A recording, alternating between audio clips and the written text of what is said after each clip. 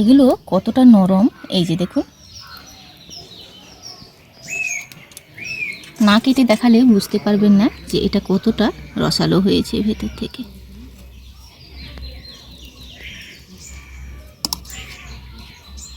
এই যে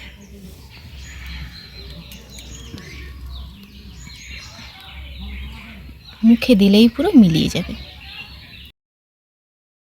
নমস্কার বন্ধুরা, আমার চ্যানেলে আপনাদের সবাইকে স্বাগত।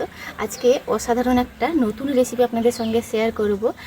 অসম্ভব সুন্দর খেতে লাগে এটা। আপনারা কিন্তু ডেজার্ট হিসাবে মানে নিজের প্রিয়জনকে পরিবেশন করতে পারেন, তো একদমই বুঝতে পারবেন না যে এটা কি দিয়ে বানানো হয়েছে। তো চলুন দেখে নেওয়া যাক কীভাবে বানাচ্ছি এটা। প্রথমে একটা নারকেল ফাটিয়ে নেব। এক সাইড হয়ে ফাটলো, নারকেলটা কুড়িয়ে নিচ্ছে।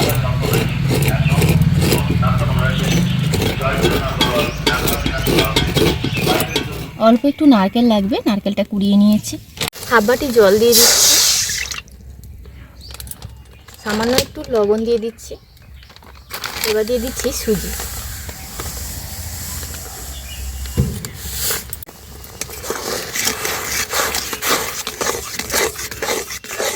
সুজিটা এখানে খুব ভালোভাবে সেদ্ধ করে নেব।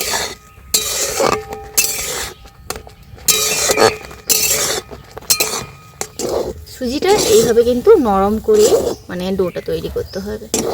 এই পর্যায়ে নামিয়ে নেব। দিয়ে দিচ্ছি হাফ বাটি জল, আর সম পরিমাণে দিয়ে দেবো চিনি।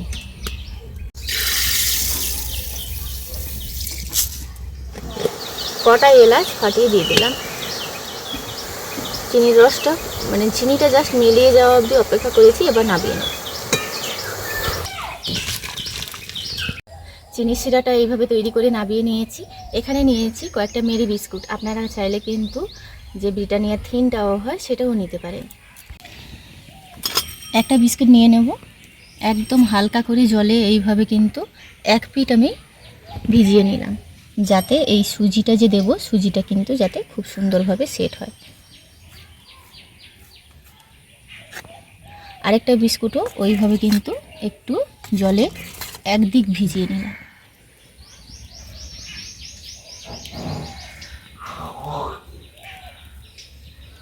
এইভাবে করে তৈরি করে নিচ্ছি। এটা কিন্তু আমি সাইডগুলো একটু ঠিক করে নেব।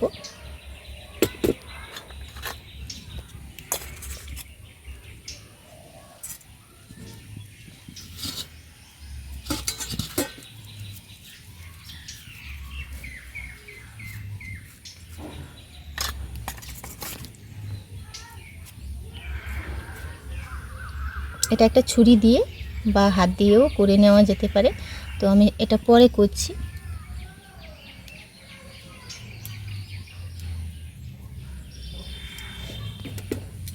সবগুলো ওইভাবে কিন্তু তৈরি করে নিয়েছি। এবার সাইডগুলো একটু হাতে জল লাগিয়ে একটু সমান করে নিচ্ছি।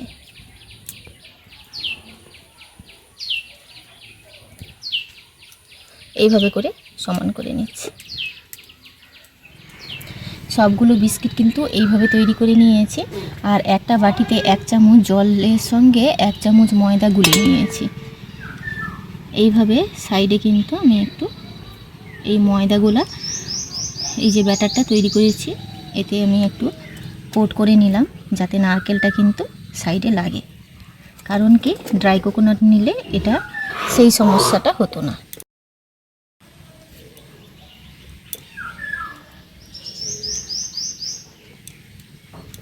যেহেতু নারকেলটা ভেজা, ওই কারণে কিন্তু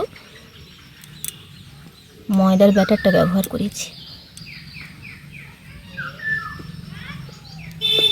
এইভাবে করে তৈরি করে নিচ্ছে।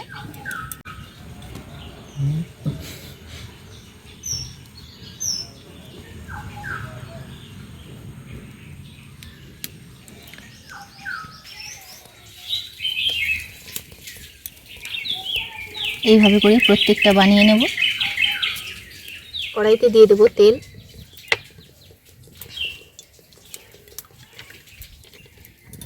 অল্প আঁচে এগুলো ভেজে নেব।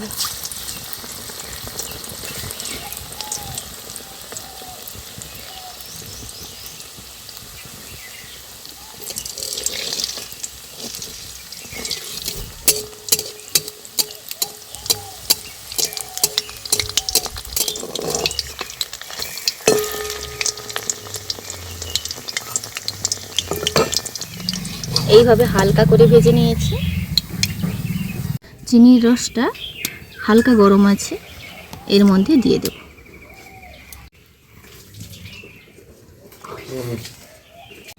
আবারও একটা ওইভাবে দিয়ে ভেজে নেব।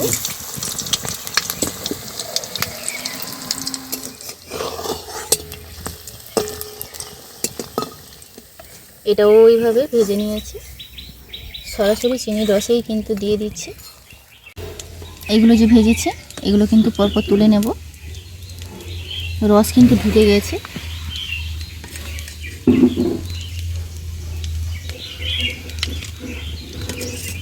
1-2 মিনিট রাখার পরেই কিন্তু সুন্দরভাবে রস ঢুকে যাবে। এইভাবে করে প্রত্যেকটা ভাজছি আর সরাসরি কিন্তু উষ্ণ গরম চিনি শিরাই দিয়ে দিচ্ছি। এইভাবে উল্টে পাল্টে দেব।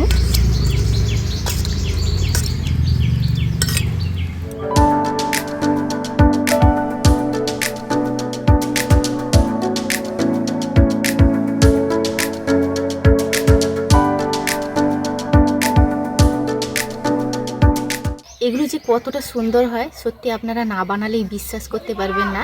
তো আমি আপনাদেরকে একটা কেটে দেখাচ্ছি ভেতর থেকে কতটাই রসালো এবং কতটা নরম। এগুলো আমি অনেকগুলো তো বানিয়েছি, এগুলো তুলে রাখবো।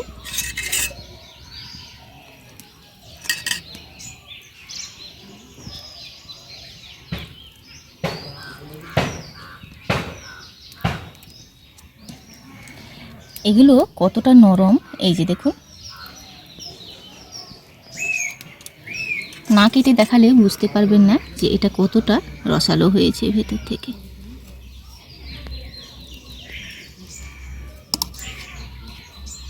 এই যে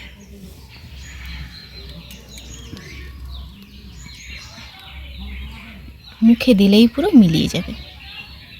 তো আপনারা দেখলেন কত সহজে হাতের কাছে থাকা উপকরণ দিয়ে বানিয়ে ফেললাম। আর অতি অবশ্যই কিন্তু আপনারা দুধটা ব্যবহার করবেন। আজকে আমার কাছে দুধটা বাড়ন্ত ছিল বলে ব্যবহার করিনি। প্রতিদিনের মতন ভিডিওটি ভালো লাগলে লাইক শেয়ার কমেন্ট করতে ভুলবেন না। আর যারা আমার চ্যানেলে নতুন অতি অবশ্যই চ্যানেলটিকে সাবস্ক্রাইব করে পাশে থাকবেন। আপনারা সবাই ভালো থাকবেন, সুস্থ থাকবেন, সাবধানে থাকবেন। দেখা হচ্ছে পরবর্তী একটা নতুন পর্বে।